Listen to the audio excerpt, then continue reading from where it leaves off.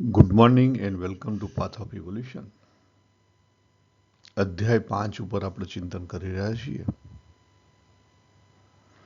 એનું ટાઇટલ આપવામાં આવેલું છે કર્મ સંન્યાસ યોગ.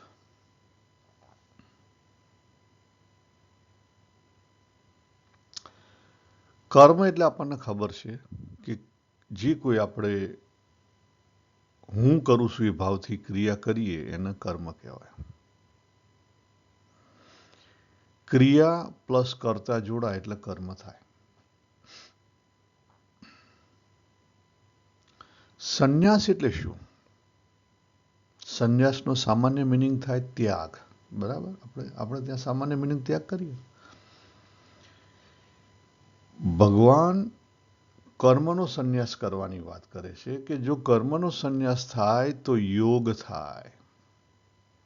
યોગ એટલે શું? યોગ એટલે મિલન.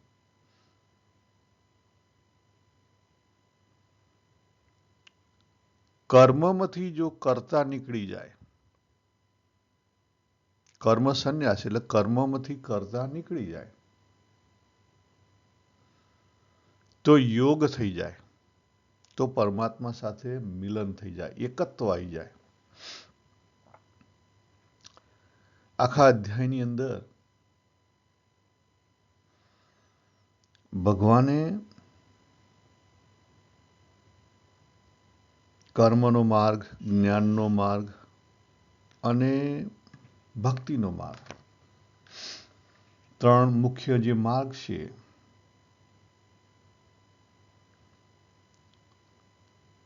એ ત્રણેય માર્ગ ઉપર જે કોઈ સાધક જઈ રહ્યો છે, કારણ કે સાધક છે એ સાધના કઈ કરવી જોઈએ? સાધકે સાધના એ કરવી જોઈએ કે જે એના રસ, રુચિ, અંગ અને સ્વભાવને અનુરૂપ હોય. રસ, રુચિ, અંગ અને સ્વભાવને અનુરૂપ હોય.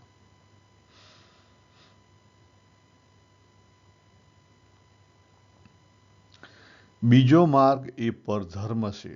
ભગવાન આગળના અધ્યાયમાં વાત કરી કે આપણા રસ, રુચિ, અંગ અને સ્વભાવથી જે કોઈ બીજો માર્ગ છે એ પરધર્મ કહેવાય. એટલા માટે તો ભગવાને અર્જુનજીને રોક્યા. અર્જુનજીનો રસ, રુચિ, અંગ અને સ્વભાવ ક્ષત્રિયનો હતો. એટલા માટે એમને ભગવાને યુદ્ધમાંથી ભાગી જતા રોક્યા.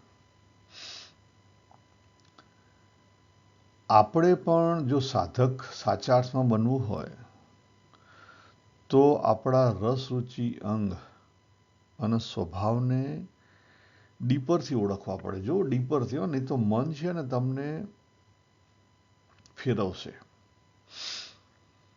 દાખલા તરીકે તમને એક્ઝામ્પલ આપું. આપણે ત્યાં જ્ઞાન યોગ છે. દાખલા તરીકે અદ્વૈત અથવા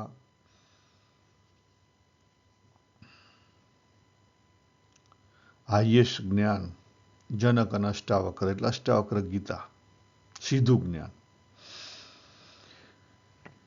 એક જ શ્લોકની અંદર અષ્ટાવક્ર ગીતામાં કહી દેવામાં આવ્યું કે ભાઈ તું પોતે જ બ્રહ્મણ છે, તારે ક્યાં બીજા શોધવા જવાની જરૂર છે. તો એ સાચી વસ્તુ છે? હા, સાચી વસ્તુ છે.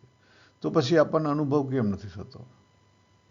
એની વાત ભગવાને અહીંયા વાત કરી છે. આખા આ અધ્યાયની અંદર જ્ઞાન અને અજ્ઞાનની વાત કરી છે. આવરણ આવી ગયેલું છે. આપણને શું થયેલું છે? આવરણ. એનો અર્થ શું થયો? એનો અર્થ એક જ થયો કે એ જે ડાયરેક્ટ શબ્દ છે એ ડાયરેક્ટ શબ્દ આપણી ઉપર કામ નથી કરતા, કારણ કે આપણે એના એક રસ થઈ અને ધારણ નથી કરી શકતા. એ શબ્દ જીવમાંથી બહાર નથી નીકળતા અથવા જીવમાં જતા નથી. આપણે પોતે ડિવાઈડ થઈ ગયેલા છીએ. અનેકતામાં આપણે પોતે ડિવાઈડ થઈ ગયેલા છીએ. એટલે એ વસ્તુ આપણને કામ થઈ શકતી નથી. હવે સંન્યાસ એટલે સંન્યાસ કોનો કરવાનો છે? સમાજનો કરવાનો છે? કપડાનો કરવાનો છે? નામનો કરવાનો છે? વ્યવહારનો કરવાનો છે કે આશ્રમનો કરવાનો છે? આમાંથી એકેયનો નહીં. સંન્યાસ આખા અધ્યાયની અંદર ભગવાને સંન્યાસની વાત કરી, ત્યાગની વાત કરી અને ક્વોલિફાઈડ થવાની વાત કરી. જો આ બે શબ્દ આ અધ્યાયમાં જે વાત કરવામાં આવે છે બહુ અગત્યની છે. આપણું મન છે આપણને ગમે ત્યાં ફેરવે છે. દાખલા તરીકે તમે અષ્ટાવક્ર ગીતાનું ક્યાંય ચાલતું હોય ત્યાં જો અઠવાડિયું જઈ આવો ને તો તમે બીજું બધું કરતા બંધ કરી નાખો. બીજી બધું જે અનુષ્ઠાન કરતા હો એ બધું બંધ કરી નાખો. અનુષ્ઠાન એ રીતે બંધ નથી કરવાનું. અનુષ્ઠાન કઈ રીતે બંધ કરવાનું છે? એ અનુષ્ઠાનની અંદર ઉતરવાનું છે. દાખલા તરીકે તમને સમય સંજોગો અથવા સમાજ તરફથી અથવા ફેમિલી તરફથી કોઈ એક ધર્મ વ્યવસ્થા મળી કે તમારા ત્યાં સપોઝ ઠાકોરજી રાખતા હોય, પૂજા પ્રાર્થના કરતા હોય, બરાબર, પણ તમને એમાં લગારે રસ ના હોય. ઘણીવાર એવું હોઈ શકે, ઘણીવાર નહીં, મોટા ભાગે હોય છે. એક જણને રસ હોય એને લઈને આગળથી ચાલ્યું આવતું હોય પણ પછી બાકીના રસ ના પણ હોય. તમે ચેક કરજો. તો તમારે જાતે શોધવું પડે કે તમારો પોતાનો રસ ક્યાં છે. તમારો પોતાનો રસ ક્યાં છે. તમે કયું બીજ છો? કારણ કે આપણે દરેક વ્યક્તિ અલગ બીજ છીએ અને દરેકે અલગ વૃક્ષ બનવાનું છે. દરેક અલગ બીજ છીએ અને દરેકે અલગ વૃક્ષ બનવાનું છે. પૂર્ણતાને પામવાનું છે. આપણે અપૂર્ણ છીએ. એટલે સંન્યાસ કરવાનો છે કોનો? તો સંન્યાસમાં આપણી કામના છે, મમતા છે ને અહંતાનો કરવાનો છે. કર્મ, કર્તવ્ય, ઘર, સમાજનો સંન્યાસ નથી કરવાનો, કામનાનો કરવાનો છે. સમાજ, સગા સંબંધીઓનો સંન્યાસ નથી કરવાનો, એમાં રહેલા મમત્વનો કરવાનો છે. પરિસ્થિતિનો સંન્યાસ પરિસ્થિતિથી ભાગવાનું નથી, પણ એમાં પરિસ્થિતિમાં જે આપણો ઈગો ઊભો થાય છે અને ઈગો જે કર્તૃત્વ ધારણ કરે છે. જો હવે કર્તૃત્વમાં ઘણીવાર મુશ્કેલી થાય. કર્તૃત્વ ધારણ કરે છે ખોટું છે? ના. મેં કર્યું એ આપણે ઘણીવાર વાત કરીએ ખોટી છે? ના, ખોટી નથી. તો એની અંદર જે ડંખ રહેલો છે, હવે હું તમને ડીપરમાં લઈ જાઉં, એની અંદર જે ડંખ રહેલો છે એ ડંખ તમારે કાઢી નાખવાનો. ડંખ કયો છે? રાગ અને દ્વેષનો ડંખ. રાગ અને દ્વેષનો ડંખ. આ કામના, મમતા, અહંતાની અંદર રાગ અને દ્વેષનો જે ડંખ રહેલો છે નીકળી જાય તો કામના કામના ના રહે, મમતા મમતા ના રહે, અહંતા અહંતા ના રહે. દેખાય ખરી. દાખલા તરીકે આપણા દરેકની અંદર લાઇક અને ડિસલાઇક હશે તો લાઇક અને ડિસલાઇક મમતા ના કહેવાય? ના, લાઇક અને ડિસલાઇક મમતા ના કહેવાય. આપણે જે પ્રકૃતિના બનેલા છીએ, આપણે પરા ન પરાના બનેલા છીએ અને આપણી અંદર જે પ્રકૃતિ રહેલી છે, આ 8 અંગવાળી વાત કરી હતી ભગવાને, એ પ્રકૃતિની અંદર અને આપણા આગળના કર્મોને લઈને આપણા દરેકની અંદર ભેદ છે. આપણે દરેક યુનિક છીએ. એટલે આપણી અંદર અનુકૂળતા પ્રતિકૂળતા હશે, લાઇક અને ડિસલાઇક હશે. દાખલા તરીકે કેટલાક લોકોને ગરમ વેધર ના ગમે, કેટલાકને ગરમ વેધર ગમે, કેટલાકને ઠંડુ ગમે, કેટલાકને ઠંડુ ના ગમે. તમને માફક ના આવે. કેટલાકને ભેજવાળું માફક આવે, કેટલાકને ભેજવાળું લગારે માફક ના આવે. ચેક કરો. એ તમારી કોના કારણે છે? દેહના કારણે. આપણું જે દેહ ઇન્દ્રિય મન બુદ્ધિ છે એની અંદર આ બધી વસ્તુ રહેલી છે. કેટલીક દેહને લઈને અનુકૂળતા અને પ્રતિકૂળતા રહેલી છે.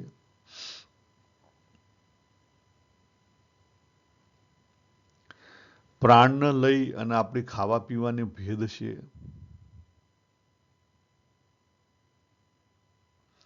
મનને લઈને આપણા લાઇક ડિસલાઇકના ભેદ છે. બુદ્ધિને લઈને આપણા બિલીફના બધા ભેદ છે. આ ભેદ છે. પણ એ ભેદ જ્યારે રાગ અને દ્વેષ ઊભો કરે ત્યારે મુશ્કેલી થાય અને રાગ અને દ્વેષ ઊભો ના કરે તો કોઈ મુશ્કેલી ના થાય. દાખલા તરીકે એક વ્યક્તિને ઠંડુ વેધર નથી ગમતું તો એ ગરમ વેધર ઠંડા પ્રત્યે દ્વેષ ના કરે તો એને કોઈ પ્રોબ્લેમ નથી. અને ઠંડા પ્રત્યે રાગ ના કરે, પેલા ગરમ પ્રત્યે રાગ ના કરે તો શું કરે? એને અનુકૂળ હોય ત્યાં જઈને રહે, એને અનુકૂળ હોય એવી રીતે રહે. સિમ્પલ. આપણે ઉનાળામાં બહુ ગરમી શું કરીએ? એસી ચાલુ કરી દઈએ છીએ. આપણે કોઈ તલવાર લઈ અને બહાર તડકો હોય ને સાથે ઝઘડવા જઈએ છીએ? ના, નથી જતા. સિમ્પલ. એટલે આખા અધ્યાયની અંદર ભગવાને સૂક્ષ્મ રીતે શની વાત કરી છે? એક વાત કરી છે સંન્યાસની, અને બીજી વાત કરી છે ભગવાને યોગયુક્ત ક્વોલિફાઈડ કેવી રીતે થવું. એટલે સાચા અર્થમાં ભગવાને અહીંયા તમારો માર્ગ ગમે તે હોય, કર્મનો હોય, જ્ઞાનનો હોય કે ભક્તિનો હોય, પણ સાચા અર્થમાં કર્મનો સંન્યાસ કેવી રીતે કરવો. સાચા અર્થમાં કર્મથી ભાગવાની જરૂર નથી, કર્તવ્યથી ભાગવાની જરૂર નથી, ઘર કે સમાજથી ભાગવાની જરૂર નથી, સગા સંબંધીઓ પ્રત્યે જે કોઈ મમત્વ છે એનાથી ભાગવાની જરૂર નથી, પરિસ્થિતિથી ભાગવાની જરૂર નથી. એ આખું રહસ્ય ભગવાન આ અધ્યાયની અંદર આપણને શીખવે છે. આગળ પછી ભગવાને જો પાંચમો, છઠ્ઠો અને સાતમો શ્લોક છે એ કર્મના માર્ગે જે નીકળેલો છે, પર્ટિક્યુલરલી સાતમો કર્મયોગી છે. કર્મયોગીને શું હોવું જોઈએ, શું કરવું જોઈએ અને શું પ્રાપ્તિ કરવી જોઈએ? તો ભગવાને ત્યાં વાત કરી કે કર્મયોગી છે એને કર્મને પ્રાધાન્ય આપી, કર્મને પ્રાધાન્ય આપી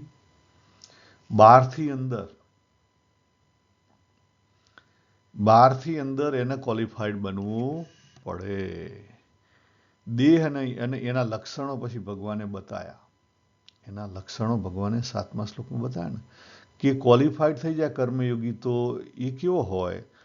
તો એની દેહ ઇન્દ્રિયો કેવી હોય? તૃપ્ત હોય. એનું અંતઃકરણ કેવું હોય? તૃપ્ત હોય, શુદ્ધ, પવિત્ર, વિશુદ્ધ આત્મા. અને એનું વર્તન કેવું હોય? સરળ હોય. આ કર્મયોગી, તમે જો કર્મના માર્ગે નીકળેલા હો તો અંતિમ આ વસ્તુ હોવી જોઈએ. અંતિમ આ વસ્તુ હોવી જોઈએ.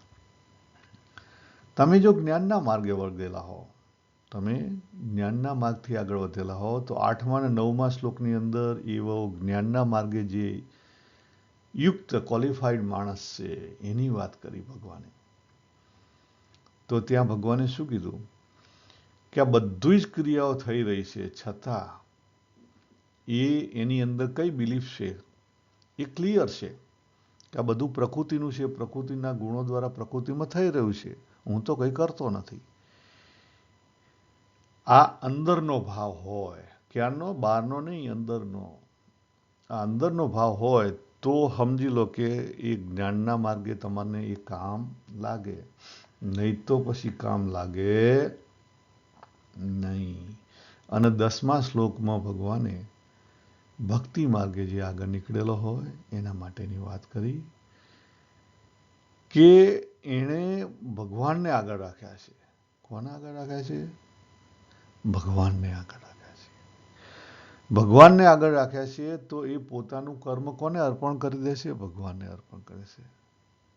જેવી પરમાત્માની મરજી. પણ આ વસ્તુ છે ને બહુ અઘરી બાબત છે.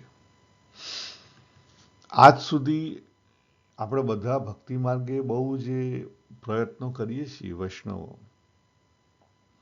પણ જો નરસિંહ મહેતા અને મીરાબાઈને જે સક્સેસ મળી એવી આપણને કોઈ મળતી નથી. કેમ નથી મળતી? કારણ કે ભક્તિ માર્ગે આપણે જે ઉપાસના ભક્તિ કરીએ છીએ ને એમાં ફસાઈ જઈએ છીએ, એમાં રાગ થઈ જાય છે. સ્વામિનારાયણ ભગવાને આ વાત કરી છે. મધ્યનું બીજું ત્રીજું વચનામૃત છે. બંને માર્ગ, જ્ઞાન માર્ગ અને ભક્તિ માર્ગ, બંને આગળ બી લઈ જાય ને બંને પાછળ પણ લઈ જાય. એમાં આ ખામી બતાવી છે. જ્ઞાન માર્ગમાં શુષ્ક વેદાંત આવે અને ભક્તિની અંદર વાસના આવે.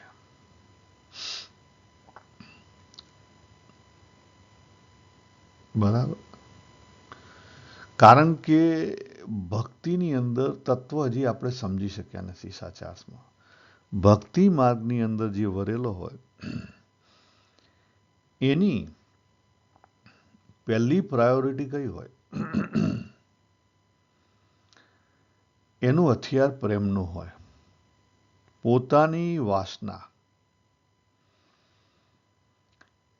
એ ભગવાનને જે એને મૂર્તિ મળી છે એને સર્વસ્વ માને, બધું એને અર્પણ કરે. એની સાથેનું એનું એટેચમેન્ટ હોવું જોઈએ. પણ તકલીફ ક્યાં થાય છે? તકલીફ આપણે જે વાત કરીએ હું અને મારું, એટલે કે આપણા જે દેહના જે બધા એટેચમેન્ટ છે એ જ્યાં સુધી મુકાય નહીં ત્યાં સુધી ભગવાન સાથે એટેચમેન્ટ થાય નહીં. આ મોટી તકલીફ છે. અને જ્યાં સુધી પરમાત્મા સાથે એટેચમેન્ટ ના થાય ત્યાં સુધી તુને મહત્વ આવે નહીં. જો ભક્તિ માર્ગમાં, પ્રેમ માર્ગમાં હું અને તું હોય, હુંનું મહત્વ કાઢી અને તુંનું મહત્વ એકલું રહેવું જોઈએ. એનું નામ ભક્તિ. જ્યાં સુધી હુંનું મહત્વ છે ત્યાં સુધી શું છે? વાસના છે, હું છે. હું જાય તો કામના જાય અને તું રહે તો પ્રેમ એકલો રહે. આવા જે તું છે એ પણ જવો જોઈએ. હું અને તું બે જાય ત્યારે પ્રેમ માત્ર રહે. ત્યારે શું રહે? પ્રેમ માત્ર રહે. અને પ્રેમ માત્ર રહે ત્યારે સાચી ભક્તિ થાય અને એનો દ્રષ્ટિકોણ આખો બદલાઈ જાય. એનો દ્રષ્ટિકોણ કયો થઈ જાય? તો એનો દ્રષ્ટિકોણ આજે આપણે જોવાના છીએ. એનો દ્રષ્ટિકોણ કયો થઈ જાય? આજે આપણે જે જોવાના છીએ સમત્વ. એનો દ્રષ્ટિકોણ કેવો થઈ જાય? સમત્વ.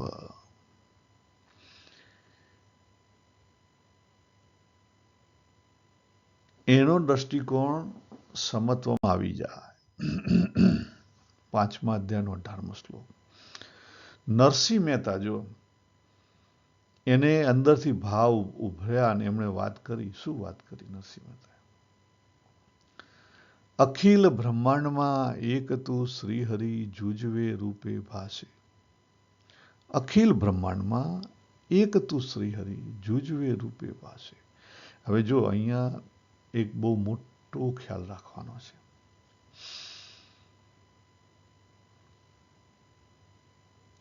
જે સમદર્શીની વાત થઈ છે, જે સમત્વની વાત થઈ છે, અહીંયા પણ લખેલું છે કે વિદ્યા અને વિનયથી જે યોગ્ય થયેલો એવો બ્રાહ્મણ હોય, ગાય હોય, હાથી હોય, શ્વાન કહેતા કૂતરો હોય ને ચંડાળ, આ લોકોની અંદર એ સમદર્શી હોય. જે જ્ઞાની થઈ ગયો એ કેવી દ્રષ્ટિથી જુઓ? સમદ્રષ્ટિથી જુઓ.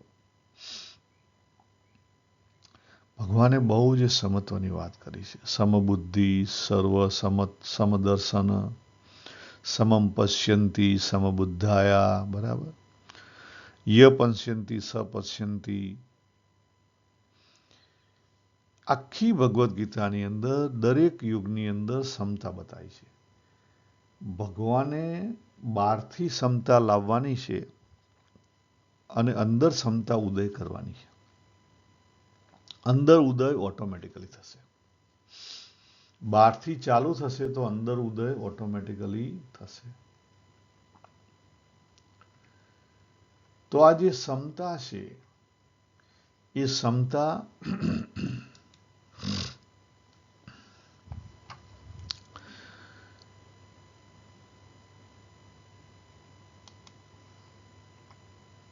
ક્યાં લાવવાની છે?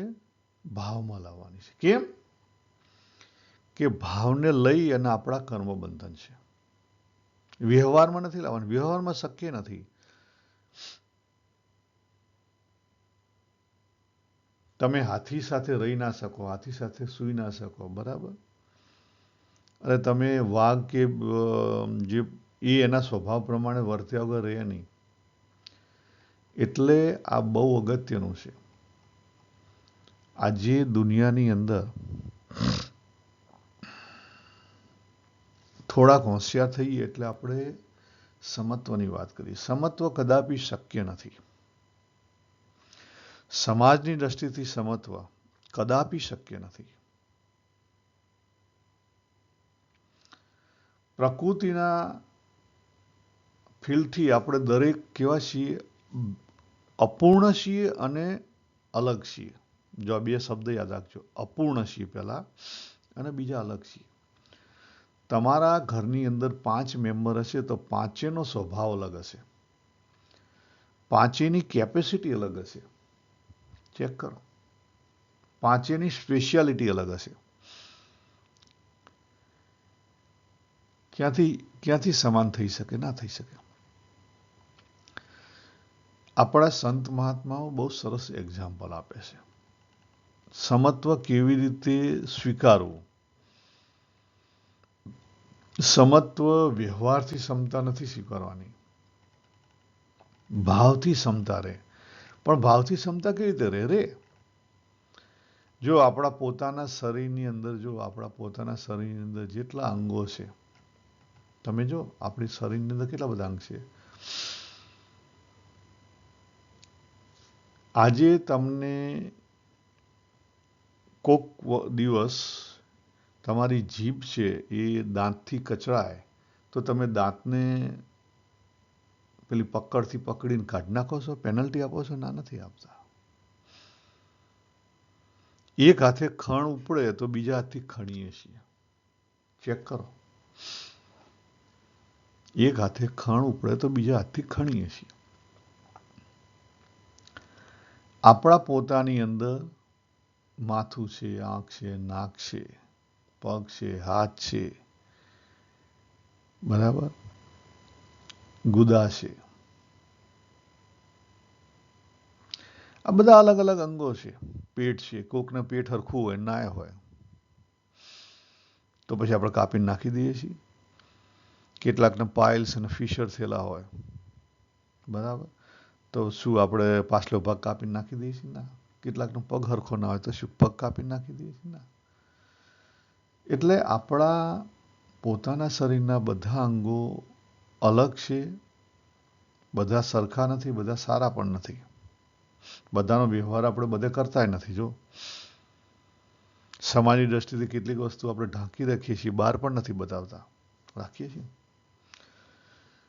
છતાં દરેક અંગની અંદર આપણને પોતાપણું છે અને સમાન હિતની ભાવના છે. આ બે વસ્તુ યાદ રાખો. પોતાપણું છે એકલું નથી, સમાન હિતની ભાવના છે. આપણે એવું ઈચ્છતા નથી કે મારી એક આંગળી કપાઈ જાય કે પેલું થાય. ખ્યાલ આવ્યો? આંગળી પણ એટલી મહત્વની છે અને પગ પણ એટલો મહત્વનો છે. આપણે પગને પણ સાચવીએ છીએ અને આંગળીને પણ સાચવીએ છીએ. ટોયલેટ જઈએ અને પછી ટોયલેટ સાફ કરીએ હાથથી, બરાબર, તો પછી શું કરીએ આપણે? એ હાથને શું કરીએ છીએ? પછી ધોઈ દઈએ છીએ. ખ્યાલ આવે? એટલે એકબીજાના ઉપયોગમાં લઈ અને પછી આપણે એની અંદર ભેદ નથી રાખતા. ભેદ રાખી જ નથી રાખતા. એટલે ભગવાન અહીંયા એ વાત કરે છે કે સમાજની અંદર વિશેષતા છે, પણ એ બધું કોણ છે? પરમાત્મા તનું તત્વ છે. એક તત્વના આધારે ઉભેલું છે. એનો વ્યવહાર પણ અલગ હશે. એનો સ્વભાવ પણ અલગ હશે. કૂતરાનો સ્વભાવ અલગ હોય, હાથીનો સ્વભાવ અલગ હોય, ચંડાળનો સ્વભાવ અલગ હોય. દરેકના સ્વભાવ અલગ હોય, રસ રુચિ અંગ અલગ હોય. એટલે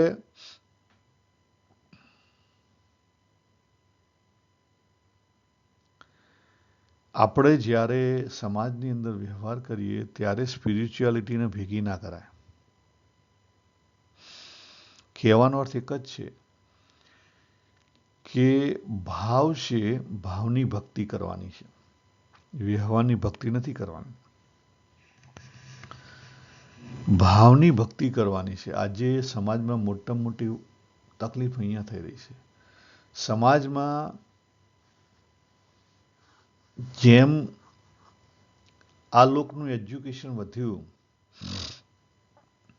અને દેખાદેખી વધી એમ બધા લોકો શું થાય છે,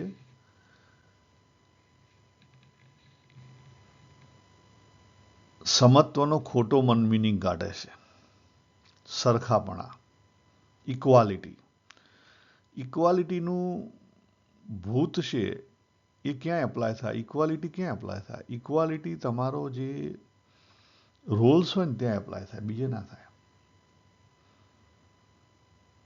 દાખલા તરીકે હું પુત્ર છું તો પુત્રનો જે રોલ હોય એની જે રિસ્પોન્સિબિલિટી હોય એમાં ઇક્વાલિટી હોય.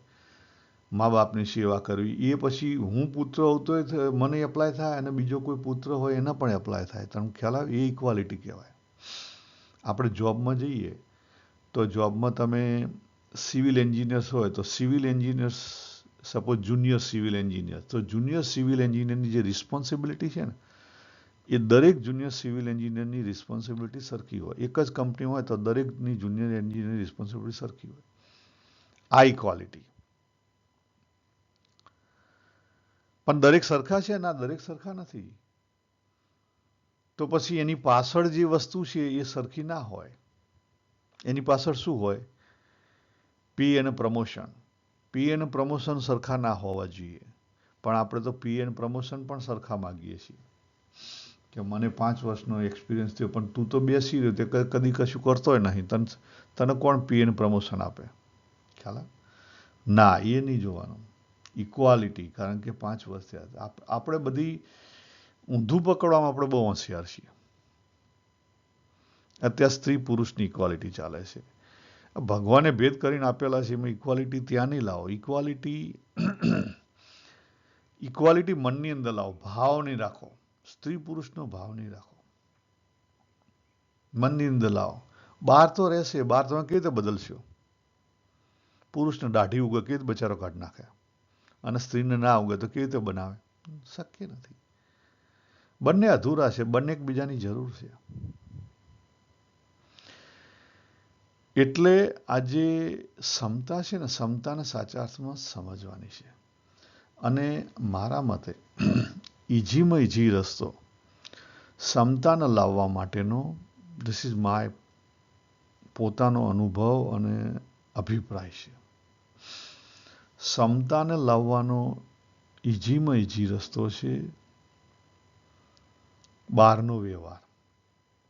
આપણે જે વ્યવહાર કરીએ છીએ એ વ્યવહાર, જો આપણો પોતાનો વ્યવહાર આપણે નિર્દોષ કરીએ, જેમ છે તેમ સાચી રીતે કરીએ, ભેદ રાખ્યા વગર કરીએ. સાચી રીતે એટલે ભેદ રાખ્યા વગર. બુદ્ધિની અંદર ભેદ ના હોય અને મનની અંદર ભાવનો ભેદ ના હોય. જેમ છે એમ આપણે કરીએ તો ધીરે ધીરે ધીરે ધીરે ધીરે આપણે વ્યવહારથી, આપણા અંગથી કેવા થઈ જઈએ? નિર્દોષ થઈ જઈએ, સરળ થઈ જઈએ. સરળતા આવે, જેને નિર્દોષ કહેવાય. શું આવે? સરળતા આવે. જેમ બાળક નિર્દોષ હોય, પણ બાળક અજ્ઞાનથી નિર્દોષ છે. આપણને જ્ઞાન છે છતાં આપણે નિર્દોષ થઈ શકીએ.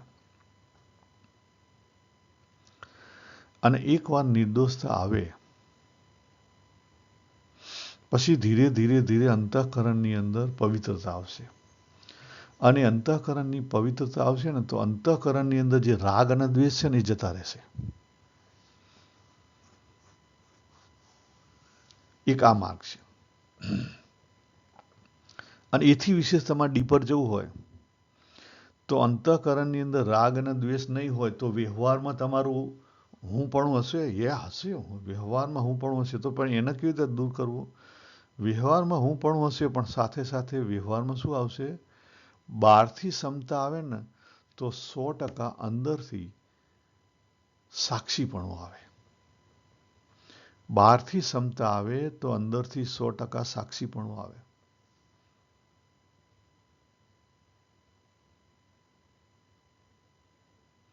તમે આગળ પણ કામ કરતા હશો કે આગળ તમે જવાબદારી લેતા હશો, હું પણ બતાવશો તો લોકની દ્રષ્ટિએ એવું લાગે કે આ તો અહંકારી છે.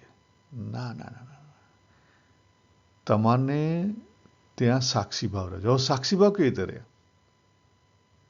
જ્યારે દેહની અંદર પીડા ઉપડે ત્યાં સાક્ષી ભાવ કેવી રીતે રહે?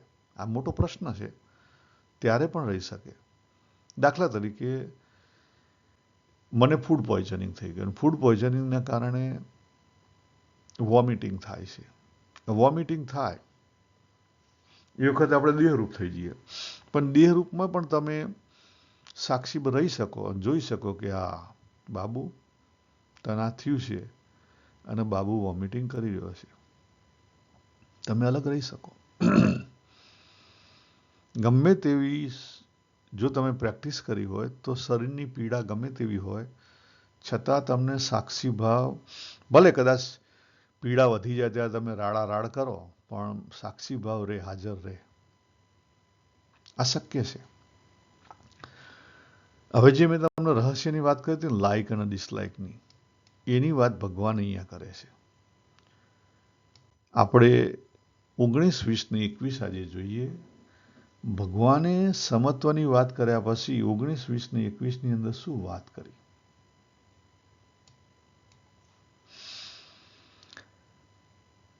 ભગવાને 19મા શ્લોકની અંદર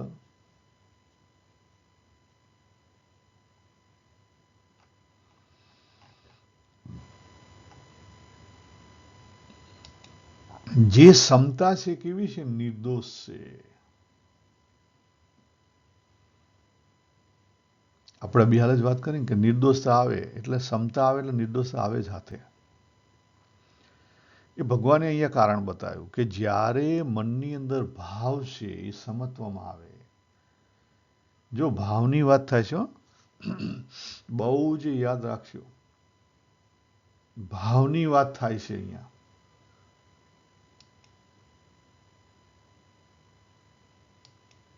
જ્યારે અંતઃકરણના ભાવ કેવા થઈ જાય? સમભાવ થાય.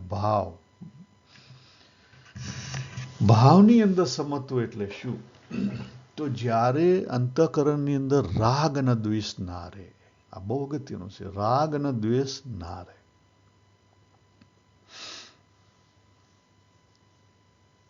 તો લાઈક અને ડિસલાઈક નહીં હશે. તો પછી અનુકૂળતા પ્રતિકૂળતા નહીં હશે.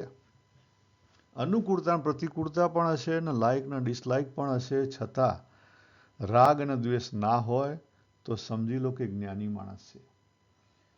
છતાં રાગ અને દ્વેષ ના હોય તો એ જ્ઞાની માણસ છે. અહીંયા આજે ભગવાને જે જ્ઞાનની વાત કરી છે ને એમાં બહુ સમાજમાં આપણે જે ખોટી રીતે વર્તીએ છીએ ને એની બહુ બધી ખુલ્લી બાબતો કરી છે. જો ભગવાને અહીંયા કર્મની પણ વાત કરી લીધી, બરાબર? કર્મની વાત કરી. 14મા અને 15મા શ્લોકમાં વાત કરી કે ભગવાનના કર્મ હાથે કઈ લેવા દેવા નથી.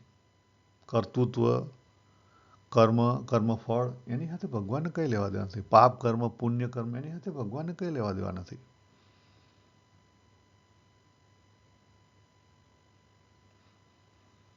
પછી ક્ષમતા, તો કઈ ક્ષમતા? ભાવની ક્ષમતા, વ્યવહારની ક્ષમતા નહીં. જો ભગવાન અહીંયા 20મા શ્લોકમાં ચોખ્ખી વાત કરે છે. 20મા શ્લોકમાં ભગવાન શું કહે છે કે ક્ષમતા કઈ રીતે? તો ભગવાન કહે છે જુઓ કે જે પ્રિયને પામીને હરખાય નહીં ને જે અપ્રિયને પામીને ઉદ્વેગ ન પામે તે સ્થિર બુદ્ધિ. જો ભગવાને ફરી સ્થિર બુદ્ધિની વાત કરી.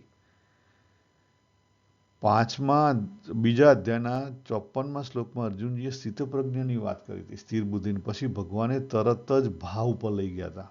આખું ચેપ્ટર ભગવાન પછી ભાવ ઉપર લઈ ગયા હતા અને ભાવની પરાકાષ્ઠારૂપ બીજા અધ્યાયનો 66મો શ્લોક કીધો. અહીંયા પણ જો ભાવ છે ત્યાંથી સ્થિર બુદ્ધિ આવી. ભાવ જ્યારે તમારો સમત્વમાં આવે ત્યારે તમારી બુદ્ધિ સ્થિર થાય. એ સિવાય બુદ્ધિ સ્થિર થાય નહીં. સ્થિર બુદ્ધિ એટલે શું? સંશય વગરની બુદ્ધિ. સ્થિર બુદ્ધિ એટલે લાકડા જેવી બુદ્ધિ એમ નહીં. એની અંદર સંશય ના રહે, ભેદ ના રહે. ભેદ ક્યારે ના રહે? ભાવ સમ થાય તો જ ભેદ ના રહે. જીવની અંદર ભાવ સમત્વમાં પાવે. ભાવ ક્યાં રહેલો છે? જીવમાં રહેલો છે. જો દેહ અને ઇન્દ્રિયોમાં શું રહેલું છે? દેહ અને ઇન્દ્રિયમાં અનુકૂળતા અને પ્રતિકૂળતા રહેલી છે. વ્યવહાર રહેલો છે, બરાબર? અનુકૂળતા અને પ્રતિકૂળતા અલગ હશે, વ્યવહાર પણ અલગ હશે. મનની અંદર શું રહેલું છે? ફિલિંગ. ફિલિંગ અલગ હશે. જો અહીંયા ભગવાને આ 20મા શ્લોકની વાત કરી છે. પ્રિય અને પ્રિય બેનું જ્ઞાન થશે. જ્ઞાન થવામાં કોઈ દોષ નથી, પરંતુ એને લઈને ભાવ ના બદલાય. એના લઈને ભાવ ક્યારે બદલાય? કે જ્યારે જે તમારું લાઈક અને ડિસલાઈક છે ને ઊંડું ઉતરી જાય અને રાગ અને દ્વેષમાં કન્વર્ટ થાય, ત્યારે તમારો ભાવ બદલાય ને ત્યારે તમારી બુદ્ધિ પછી સ્થિર ના રહે. જો પહેલું લેવલ કયું આવ્યું? દેહ ઇન્દ્રિયનું આવ્યું. બીજું આવ્યું કયું? મનનું આવ્યું. ત્રીજું કયું આવ્યું? બુદ્ધિનું આવ્યું. બુદ્ધિમાં શું રહેવું જોઈએ? ભેદ ના રહેવો જોઈએ.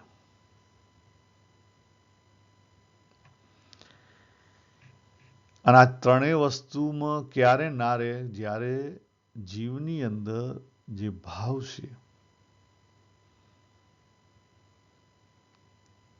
જીવની અંદર રાગ અને દ્વેષ ના હોય ત્યારે. જીવની અંદર રાગ અને દ્વેષ ના હોય ત્યારે. એટલે અંદરથી શુદ્ધિ થવી જોઈએ ને બહારથી વ્યવહારમાં તમે શરૂઆત કરો તો અંદરની શુદ્ધિ થાય, નહીં તો થાય.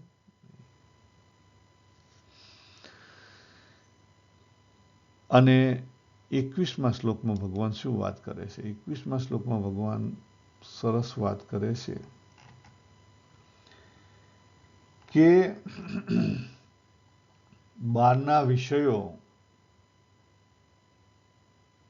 એની અંદર આસક્તિ વિનાનો અંતઃકરણ થાય તો અંતઃકરણની અંદર શું આવે? સુખ ઊભું થાય, સુખ અનુભવાય. સિમ્પલ એક્ઝામ્પલ આપું. બે રીતે જોઈ શકાય. પહેલું, તમને પીઝા બહુ ગમે છે, બહુ ભાવે છે.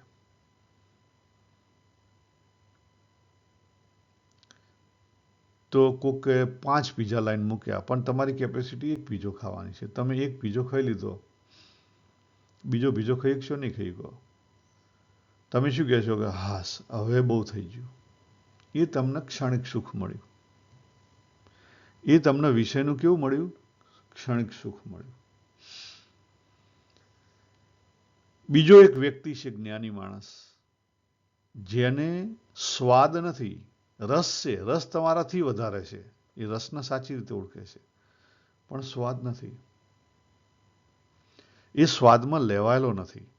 એ રસ એટલે કે જે કોઈ બધા અલગ અલગ અલગ સ્વાદ આવે, ગળ્યો તીખો, એ તો બધા એને ખબર છે, પણ એ લેવાયેલો નથી. તો એને રોટલો મળે તો એને રોટલો પ્રેમથી ખાધો,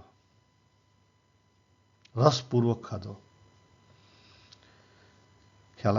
અને એને અંદરથી સુખ મળ્યું, ઓટકાર આવ્યો.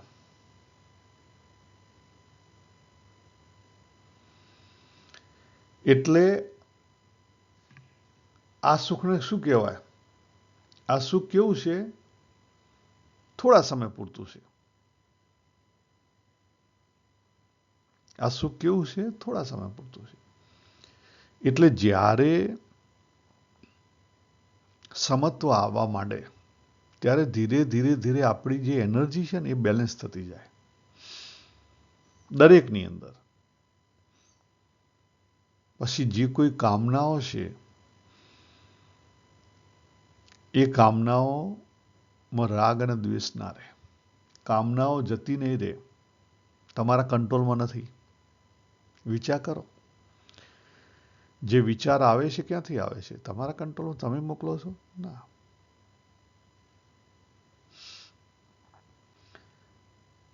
પછી ધીરે ધીરે ધીરે આ જે બહારનું સમત્વ આવે ને બહારથી માણસ સંતોષ પામે, સુખ નહીં પણ સંતોષ પામે. ધીરે ધીરે ધીરે સુખ વિષયને લઈને છે, પણ ધીરે ધીરે ધીરે પછી સંતોષી થાય માણસ, તૃપ્ત બને, બધી બાબતે તૃપ્ત થાય.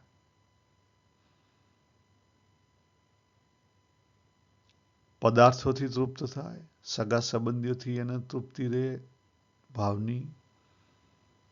આ તૃપ્તિ વધતી જાય અને પછી એ તૃપ્તિ વધતી વધતી છેલ્લે અહીંયા જે લખેલું છે ને, અક્ષય સુખ, હાઈએસ્ટ સુખ, નિજાનંદ, પરમાનંદ ની પ્રાપ્તિ થાય. હવે આને આપણું સમાપન કરીએ. ભગવાને શું કરી? ભગવાને વાત કરી કે આપણે અત્યારે હાલ ડિવાઈડ થઈ ગયેલા છીએ. જો અહીંયા આ સ્ક્રીનની અંદર મેં બતાવેલું છે. આપણું લોજિકલ માઇન્ડ એટલે બુદ્ધિ, આપણું ફિલિંગ લાઇક અને ડિસલાઇક ક્યાં છે? મનથી છે. અપર સબકોન્શિયસ માઇન્ડ ને લોઅર સબકોન્શિયસ માઇન્ડ, આપણું સબકોન્શિયસ માઇન્ડ આપણી એક્શનો હેન્ડલ કરે છે. પછી જીવ. આનાથી આપણે જ્યારે આ બધું જ એક રસ થઈ જાય અને જીવમાંથી પ્યોર ભાવ ઉઠે, કોઈ પણ જાતનો રાગ અને દ્વેષ વગરનો ભાવ, અને આ બધા જ એક્સેપ્ટ કરે, ત્યારે બુદ્ધિ સ્થિર થાય. અને એનું નામ સ્થિર બુદ્ધિ. અને એને લઈ આત્મના તુષ્ટ થાય. શને લઈને થાય? ભાવના લઈને થાય. જો અહીંયા આખું આજે બતાવ્યું છે કે અત્યારે આપણી અંદર રાગ છે, આ બધા ભેદ છે, ખોટા છે? ખોટા કંઈ નથી, પણ એનો સાચા અર્થમાં ઉપયોગ કરો તો ઓટોમેટિકલી જતા રહે. એનો સાચા અર્થમાં ઉપયોગ કરો તો ઓટોમેટિકલી જતા રહે. તમને તમારા છોકરાઓ પ્રત્યે પ્રેમ છે, ખોટું છે? ખોટું નથી. એનો સાચી રીતે ઉપયોગ કરો. એ તમારો રાગ છે, એને પ્રેમમાં કન્વર્ટ કરો. એ તમારો રાગ છે, એને પ્રેમમાં કન્વર્ટ કરો, અને પ્રેમને ભક્તિમાં કન્વર્ટ થઈ જશે. તમને તમારા લાઈફ પાર્ટનર સાથે એટ્રેક્શન છે, ખોટું છે? ખોટું નથી. એ જે વિભાજિત થયેલી એનર્જી છે, ઈંગલા અને પિંગલા, એને ડિઝોલ્વ કરો. ઓળખો અંદર ડીપર લેવલમાં શું એટ્રેક્શન છે, શનું એટ્રેક્શન છે, કેમ છે, ભેદ ક્યાં છે. આ કરશો તો એકત્વ આવશે, સમતા આવશે, સહજતા આવશે, સરળતા આવશે, તરલતા આવશે, દિવ્યતા આવશે, અને તો પછી સમર્પણ થશે. બાકી બહારથી વાત કરવાથી સમર્પણ થાય નહીં. બહારથી તો આપણે ઘણી બધી વાત કરીએ કે ગુરુને સમર્પિત ને સમર્પણ છે, ભગવાનને સમર્પણ, એ બધી વાતો છે, થાય નહીં. તો આપણે અહીંયા પૂરું કરીએ. સર્વેને જય શ્રી કૃષ્ણ. હરિઓમ તત્સત. હરિઓમ.